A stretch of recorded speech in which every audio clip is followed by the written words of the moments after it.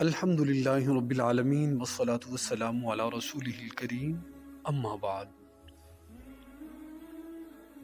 معزز سامعین، ہم بیان کریں گے استاد و شاگرد کے آداب۔ تو سب سے پہلے ہم جو طالب علم کے لیے آداب ہیں انہیں بیان کریں گے، اور ان کو ہم کئی حصوں میں تقسیم کریں گے، کیونکہ اگر ایک ویڈیو اس کی بنائی جائے تو اس کی طوالت کافی ہو جائے گی۔ تو ہم پہلے بیان کریں گے طالب علم کے آداب، کہ جن آداب کا شاگرد کو خیال کرنا چاہیے، جن آداب کی رعایت طالب علم نے کرنی ہوتی ہے، ہم پہلے اس پہ بات کریں گے۔ اس کے بعد ہم بات کریں گے کہ شاگرد کے آداب کیا ہیں جن کی رعایت استاد کو کرنی ہوتی ہے،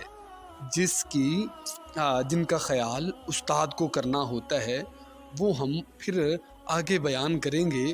اور اس طرح اس موضوع کو انشاءاللہ اللہ رب العزت کے فضل و کرم کے ساتھ ہم بڑی ہی خوبصورتی، عمدگی کے ساتھ اس موضوع کو مکمل کریں گے۔ سامعین، طالب علم کے آداب بے شمار ہیں، لیکن وہ سب ان 10 کے ضمن میں آ جاتے ہیں جو ہم قسط وار بیان کریں گے۔ پہلا ادب یہ ہے کہ وہ اپنے نفس کو بری عادات اور گندے اوصاف سے پاک و صاف کرے، اس لیے کہ علم دل کی عبادت، باطن کی اصلاح اور تقرب الہی کا نام ہے۔ نماز ظاہری اعضاء کا فریضہ ہے۔ اس فریضہ کی ادائیگی اس وقت تک ممکن نہیں جب تک ظاہری جسم حدث اور نجاست سے پاک نہ ہو۔ اسی طرح علم بھی ایک عبادت ہے۔ یہ عبادت بھی اس وقت تک صحیح نہیں ہوتی جب تک باطن برائیوں سے پاک نہ ہو۔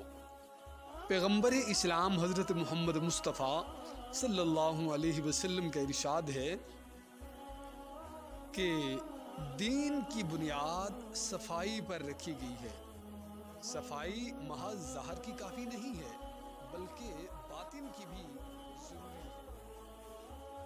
انما المشرکون نجس، مشرک لوگ بوجہ عقائد خبیثہ وہ نرے ناپاک ہیں۔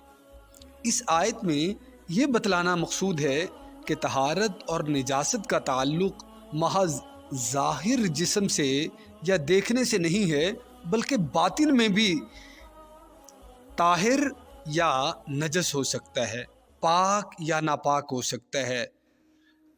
مشرک بعض اوقات ستھرے کپڑے پہنے ہوئے ہوتا ہے، نہایا ہوا ہوتا ہے، مگر اس کا باطن نجاستوں سے آلودہ ہوتا ہے۔ نجاست اس چیز کو کہتے ہیں جس سے بچا جائے۔ ظاہر کی نجاستوں کے مقابلے میں باطن کی نجاست سے بچنا زیادہ اہم ہے، اس لیے کہ وہ اس وقت تک محض نجاست ہے، لیکن باطن کی نجاستیں ہلاکت پر ختم ہوتی ہیں، منتہا ہوتی ہیں۔ حضرت صلی اللہ علیہ وآلہ وسلم ارشاد فرماتے ہیں، فرشتے اس گھر میں داخل نہیں ہوتے جس میں کتا ہو۔ دل انسان کا گھر ہے، اس میں فرشتوں کی آمد و رفت رہتی ہے۔ غضب، شہوت، کینہ، حسد، کبر، عجب، یہ تمام عادات، یہ جو بری عادات ہیں، یہ بھونکنے والے کتے ہیں۔ جس دل میں یہ کتے ہوں گے تو فرشتوں کا گزر کیسے ہوگا؟ دل میں علم کا نور صرف فرشتوں کے ذریعہ پہنچتا ہے۔ دل کے اندر جو علم کا نور ہے، یہ پاک جگہ اس کو چاہیے ہوتی ہے۔ چنانچہ قرآن کریم میں ہے، پارہ نمبر 25، رکوع نمبر 6، آیت نمبر 51، بما کان لبشر ان یکلمہ اللہ الا وحیا او من وراء حجاب او یرسل رسولا فیوحی باذنہ ما یشاء۔ اور کسی بشر کی حالت موجودہ میں یہ شان نہیں کہ اللہ تعالیٰ اس سے کلام فرمائے مگر 3 طریقے سے، یا تو الہام سے، یا حجاب کے باہر سے، یا کسی فرشتے کو بھیج دے کہ وہ خدا کے حکم سے جو خدا کو منظور ہوتا ہے پیغام پہنچا دیتا ہے۔ اس آیت سے معلوم ہوا کہ اللہ تعالیٰ کی طرف سے علم کی روشنی لانے والے فرشتے ہیں۔ یہ فرشتے جو اس اہم کام کے لیے مقرر ہیں خود بھی پاک اور طاہر ہوتے ہیں اور وہی جگہ دیکھتے ہیں جو پاک ہو، صاف ہو، ستھری ہو، گناہوں سے آلودہ نہ ہو۔ انہی دلوں کو اللہ کی رحمت کے خزانوں سے بھرتے ہیں جو پاک اور صاف ہوں۔ معزز سامعین، ہم یہ نہیں کہتے کہ مذکورہ بالا حدیث میں گھر سے مراد انسان کا دل اور کتے سے مراد مذموم عادتیں ہیں، اس لیے کہ اس طرح باطنیہ فرقے کے لوگ ہم پر یہ اعتراض کرنے میں حق بجانب ہوں گے کہ جس بات سے تم ہمیں روکتے ہو خود اس پر عمل کرتے ہو۔ ہم یہ کہتے ہیں کہ حدیث کے ظاہری لفظوں کے معنی میں تبدیلی کیے بغیر باطنی معنی مراد لینے میں کوئی حرج نہیں۔ ظاہری الفاظ کے معنی بدلنا واقعی غلط چیز ہے۔ ہم نے پہلے حدیث کے ظاہری الفاظ کے معنی بیان کیے، پھر یہ بتلایا کہ اس حدیث سے اس امر پر بھی تنبیہ ہوتی ہے کہ انسان کا دل اس کا گھر ہے۔ بری عادتیں کتوں کی طرح ہیں۔ جس طرح کتوں کی موجودگی میں فرشتے گھروں میں داخل نہیں ہوتے، اسی طرح بری عادتوں کی موجودگی میں بھی فرشتے دلوں میں علم کا نور نہیں پہنچاتے۔ علم کا نور فرشتے لے کر ایسے گھر میں یعنی دل میں، ایسے آلودہ اور نجس دل میں نہیں پہنچتے۔ یہ جو کچھ عرض کیا گیا بطور عبرت ہے، اس لیے کہ علماء اور خدا کے نیک بندوں کا طریقہ یہی ہے کہ وہ جو کچھ کسی دوسری چیز سے متعلق سنتے ہیں اسے اسی حد تک محدود نہیں رکھتے بلکہ خود نصیحت کرتے ہیں۔ مثلاً اگر کوئی صاحب عقل آدمی کسی دوسرے شخص کو مصائب و تکالیف میں مبتلا دیکھتا ہے تو وہ اس سے عبرت پکڑتا ہے، یہ سوچتا ہے کہ ہم بھی مصیبتوں کا شکار ہو سکتے ہیں۔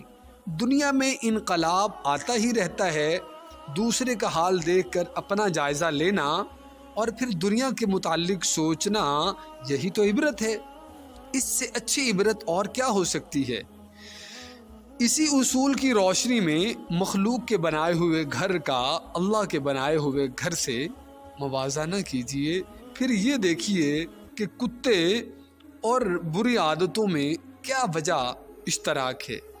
ظاہر ہے کہ کتے کو اس کی درندگی اور نجاست کی وجہ سے برا کہا جاتا ہے، نہ کہ اس کی شکل و صورت کی وجہ سے۔ یہی حال روح کی برائیوں کا ہے۔ یہ بات جان لیجئے کہ جو دل غضب، دنیا کے حرص اور دنیا کے لیے لڑنے جھگڑنے، لوگوں کی عزت و آبرو کو پامال کرنے کے جذبات سے لبریز ہے، وہ دل ظاہر میں دل ہے لیکن حقیقت میں کتا ہے۔ نور عقل باطن کو دیکھتا ہے، ظاہر کا لحاظ نہیں رکھتا۔ اس ناپائیدار دنیا میں صورتیں معانی پر غالب ہیں لیکن آخرت میں معانی غالب رہیں گے، اس لیے کہ ہر شخص کا حشر اس کی معنوی صورت پر ہوگا۔ مثلاً جو شخص لوگوں کی اہانت کرتا ہو وہ اس کتے کی شکل میں اٹھایا جائے گا جو اپنے شکار پر جھپٹتا ہو، لوگوں کی دولت کا حریص ظالم بھیڑیے کی شکل میں، تکبر کرنے والا چیتے کی شکل میں، اور جاہو منصب کا طالب شیر کی شکل میں اٹھایا جائے گا۔ اس سلسلے میں احادیث موجود ہیں اور اہل بصیرت بھی اس حقیقت کے شاہد ہیں۔ جو کچھ عرض کیا گیا اس پر یہ اعتراض کیا جا سکتا ہے کہ بہت سے بدترین اخلاق کے حامل طلباء علم حاصل کر رہے ہیں اور بظاہر کامیاب بھی ہیں۔ ہمارے نزدیک یہ ممکن نہیں کہ برے اخلاق کے حامل طالب علم کو وہ حقیقی علم حاصل ہو جائے جو راہ آخرت میں نفع پہنچا سکے یا جس سے ابدی سعادت حاصل ہو سکے، اس لیے کہ اس علم کی پہلی منزل ہی یہ جاننا ہے کہ گناہ بہت گندا قاتل ہے، اس سے ہلاکت کے علاوہ اور کچھ نہیں ہاتھ آتا، ہلاکت کے علاوہ اور کچھ نہیں ملتا۔ آپ نے کسی ایسے شخص کو دیکھا ہے جو زہر کو وہ خطرناک جانتا ہو کہ یہ مار دیتا ہے بندے کو، باوجود اس کے وہ پھر اس کو کھا لے؟ اس طرح کے طلباء جو علم حاصل کرتے ہیں وہ محض رسمی علم ہوتا ہے جو کبھی زبان پر رہتا ہے اور کبھی دل میں بھی اس کا اعادہ و تکرار ہوتا ہے، علم حقیقی سے اس کا کوئی تعلق نہیں۔ حضرت ابن مسعود رضی اللہ تعالیٰ عنہ فرماتے ہیں کہ علم کثرت روایت کا نام نہیں بلکہ یہ ایک نور ہے جو اللہ دلوں میں القاء کر دیتا ہے۔ بعض اکابر کا قول ہے کہ علم صرف خوف الہی کا نام ہے، اس لیے کہ اللہ رب العزت کا ارشاد ہے انما یخشی اللہ من عبادہ العلماء، کہ اللہ سے اس کے بندوں میں سے صرف علماء ڈرتے ہیں۔ جن حضرات نے علم کو خوف الہی سے تعبیر کیا ہے انہوں نے علم کے اصل اور حقیقی نتیجہ کی نشاندہی کی ہے۔ اس جملہ کا بھی کچھ یہی مفہوم ہے، ہم نے اللہ کے علاوہ کے لیے علم حاصل کیا مگر علم نے اس سے انکار کر دیا کہ وہ اللہ کے علاوہ کسی کے لیے ہو، اللہ کے علاوہ کسی کے لیے نہیں۔ بعض محققین حضرات اس جملے کی تفسیر کرتے ہوئے فرماتے ہیں کہ ہمیں صرف ظاہری الفاظ و عبارت کا علم آیا ہے، اس کی حقیقت ہم پر واضح نہیں ہوئی۔ یہ بھی صحیح ہے کہ بہت سے علماء محققین اور فقہائے دین فروع و اصول میں تفوق اور مہارت رکھنے کے باوجود مذموم عادتیں رکھتے ہیں، لیکن ہمیں یہ سمجھ لینا چاہیے کہ جس علم میں یہ لوگ مشغول ہیں وہ علم ہونے کی حیثیت سے مفید نہیں ہے۔ اس علم کا فائدہ اس صورت میں ہے جب اس کی طلب اللہ تعالیٰ کے لیے ہو، حقیقی مالک کے لیے ہو، اور اس کا حصول کا جو مقصد ہے وہ اللہ کا قرب ہو۔ یہ بات ہم اختصار کے ساتھ بھی بیان کر چکے ہیں اور آگے انشاءاللہ اس کی تفصیل میں بھی کچھ عرض کریں گے۔ اور دوسرا ادب جو طالب علم کا ہے وہ نوٹ فرما لیں کہ دوسرا ادب یہ ہے کہ جو طالب علم ہے، جو علم حاصل کرنے والا ہے، وہ دنیا کی مصروفیتیں کم کر دے، مصروفیات کو کم کر دے اور عزیز و اقارب اور وطن سے دور جا کر رہے۔ وہ اس لیے کہ یہ رشتے ناتے، یہ مصروفیتیں علم کی راہ میں رکاوٹ ہیں۔ کوئی بھی شخص اپنے سینے میں دو دل نہیں رکھتا، جب اس کا ذہن اور فکر منتشر ہوگا تو توجہ بٹ جائے گی، تو وہ حصول علم میں کوتاہی کرنے پر مجبور ہوگا۔ یہ مقصد بھی نہیں کہ ایک طالب علم جو ہے وہ ضروری ہے کہ وہ گھر سے چلا جائے، مقصد یہ نہیں ہے، بلکہ جس قدر سہولت ہو، جس قدر ضروری ہو، اپنے احوال کے اعتبار سے اس میں اختیار انسان کو ہوتا ہے کہ وہ اس چیز کو اختیار کرے۔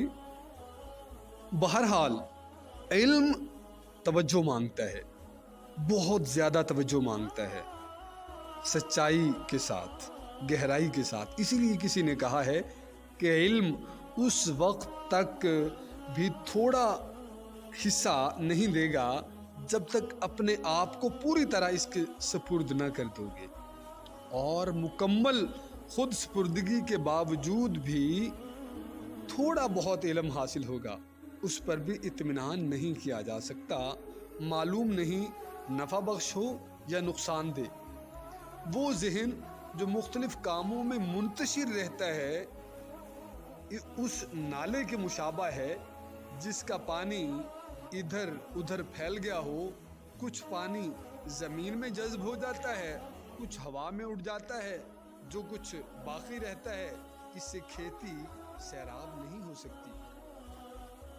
اللہ رب العزت ہر طالب